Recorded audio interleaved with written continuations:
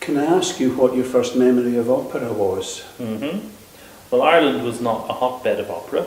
It was more a city of music, traditional music and literature and theatre, Dublin at the time.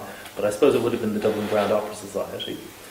And the first memory, I think, is going along to a Carmen, can't tell you the year, but it was the 80s with Virginia Kerr.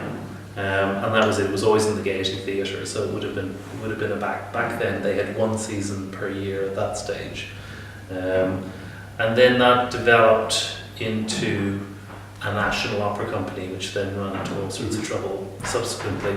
But there was also a good touring company, opera theatre company, who did chamber opera in a very interesting way. But it wasn't something that was a natural part of just your year-long kind of cultural life in Dublin, that's for sure. How old were you? That would have been in 85, hard to say, early 20s, maybe late teens. Turning to your time in Australia, Yeah.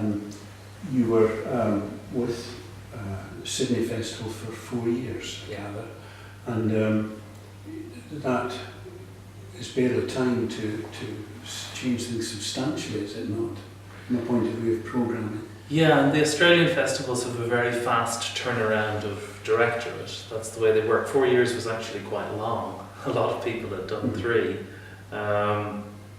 And it was, that was difficult in some ways. In other ways, it gave you a real sense of urgency, that if you wanted to make an impact, you better not sort of sit on your hands too long. Looking back at your time, what do you consider your programming successes were?